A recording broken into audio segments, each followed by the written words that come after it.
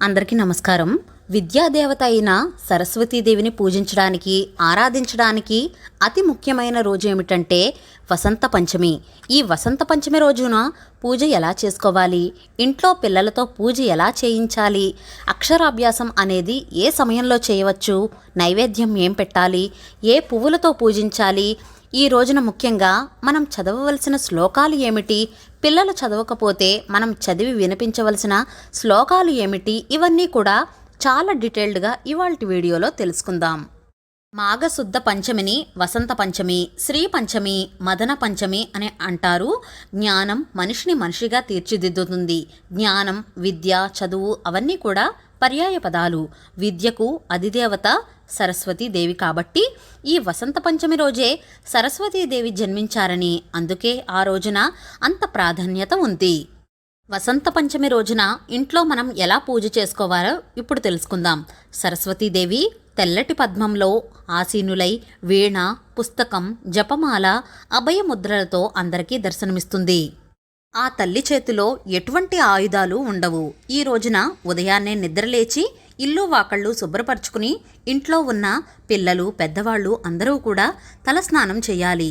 ఈరోజు చిన్నపిల్లలే కాదు, పెద్దవాళ్ళు అందరూ కూడా సరస్వతీదేవిని ప్రార్థిస్తే చాలా మంచిది. ఈ పూజను దేవుడు మందిరంలో చేసుకోవచ్చు, లేదా సెపరేట్గా ఇలా పీఠం పెట్టుకుని అయినా సరే చేసుకోవచ్చు.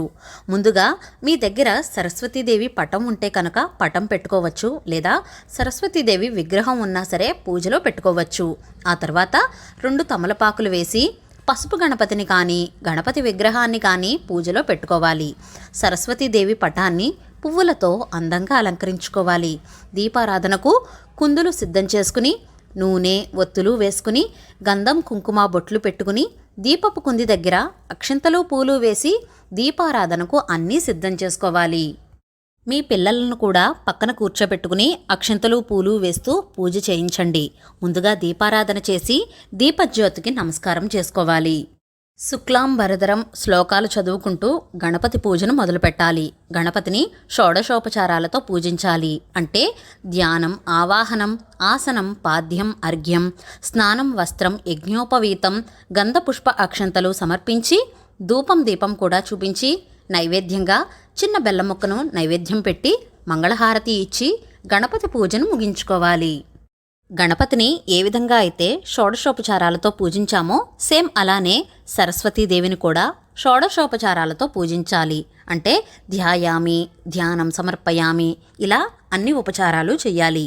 తర్వాత సరస్వతీదేవి అష్టోత్తర శతనామావళి చదువుకుంటూ తెల్లటి పువ్వులు అమ్మవారి మీద వేస్తూ చదువుకోవాలి. అమ్మవారికి తెల్లటి పువ్వులు అంటే చాలా ఇష్టం. సరస్వతీదేవికి సంబంధించిన శ్లోకాలను, సరస్వతీదేవి కవచాన్ని, అష్టోత్తరాలను అన్నీ చదువుకోవాలి. మీరు చదువుతూ పిల్లల చేత కూడా అన్ని శ్లోకాలను చెప్పించండి. ఈ పూజ అంతా కూడా పిల్లల చేతే చేయించండి. పిల్లల పుస్తకాలను కూడా పూజలో పెట్టించండి. వాళ్లకు ఇష్టమైన సబ్జెక్ట్ బుక్స్ కానీ, లేదా వాళ్ళు బాగా కష్టంగా ఉండే సబ్జెక్ట్ బుక్స్ అయినా సరే పూజలో దేవత దగ్గర పెట్టించండి. అలాగే కొత్త పెన్నును కానీ పెన్సిళ్లను కానీ పూజలో పెట్టించండి. అష్టోత్తరాలన్నీ చదువుకున్న తర్వాత నైవేద్యంగా తెలుపు రంగులో ఉన్న ప్రసాదాలను నైవేద్యంగా పెడితే చాలా మంచిది. తెల్లటి పాలు కానీ, పరమాన్నం, చలివిడి, కొబ్బరికాయ, అటుకులు బెల్లం నీళ్లలో వేసి కొద్దిగా ఉడికించి యాలకుల పొడి వేసి ఆ ప్రసాదాన్ని కూడా నైవేద్యంగా పెట్టవచ్చు. అలాగే అరటిపళ్ళు, చెరుకు ఇలా ఏవైనా సరే తెల్లగా ఉండే వాటిని నైవేద్యంగా ప్రసాదంగా పెట్టాలి. ఈరోజు చాలామంది తమ పిల్లలకు అక్షరాభ్యాసం కూడా చేయిస్తారు. తద్వారా ఆ తల్లి కరుణా కటాక్షాలు లభించి అపారమైన జ్ఞానం సిద్ధిస్తుందని, నిరాటంకంగా విద్య వృద్ధి జరుగుతుందని నమ్ముతారు. వసంత పంచమి రోజు అక్షరాభ్యాసం ఎప్పుడు జరిపించాలంటే వసంత పంచమి రోజే సరస్వతీదేవి పుట్టినరోజు కాబట్టి ఆ రోజు అంతా కూడా చాలా మంచిదే. ఏ సమయంలో అయినా సరే, గుడిలో అయినా ఇంట్లో అయినా సరే అక్షరాభ్యాసం చేయించవచ్చు. ఫలానా ముహూర్తం లాంటివి ఏమీ లేదు. సరస్వతీదేవికి చాలా నామాలు ఉన్నాయి. వాగ్దేవి, వాగేశ్వరి, మహాసరస్వతి, సిద్ధ సరస్వతి, నీల సరస్వతి, ధారణ సరస్వతి, పరాసరస్వతి, బాలా సరస్వతి, ఇలా అనేక నామాలున్నప్పటికీ సామాంపాతు సరస్వతి అని పూజించేవారు ఆ తల్లికి ఎక్కువ ప్రేమ పాత్రులవుతారట.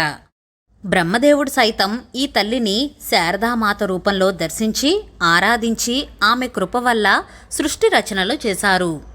వ్యాస వాల్మీకాదులు కూడా ఈ తల్లి అనుగ్రహంతోనే వేద విభజన చేయడం, పురాణాలు, గ్రంథాలు, కావ్యాలు రచించడం జరిగాయి.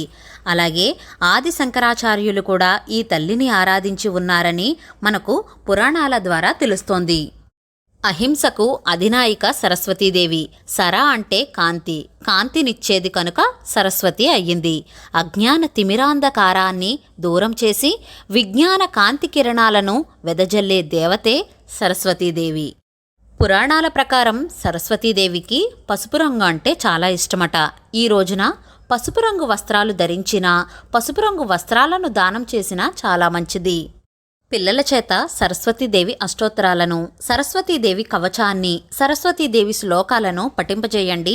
ఒకవేళ చదవడం రాకపోతే ఓం శ్రీ సరస్వతీదేవ్యే నమః అని 108 సార్లు పఠిస్తూ తెల్లటి పువ్వులతో పూజ చేయించండి. ఇలా పూజ చేసిన తర్వాత ధూపం దీపం కూడా చూపించి నైవేద్యం పెట్టి మంగళహారతిని ఇవ్వాలి. మనస్ఫూర్తిగా దండం పెట్టుకుని మన కోరికలు చెప్పుకుని జ్ఞానాన్ని, విద్యను ప్రసాదించమని వేడుకోవాలి. ఈరోజు చిన్నపిల్లలకు పుస్తకాలను, పెన్నులను, పెన్సిళ్లను దానం చేసినా, ఇంకా తెల్లటి వస్త్రాలను కానీ, పసుపు రంగు వస్త్రాలను కానీ దానం చేసినా ఎంతో పుణ్య ఫలితం లభిస్తుంది.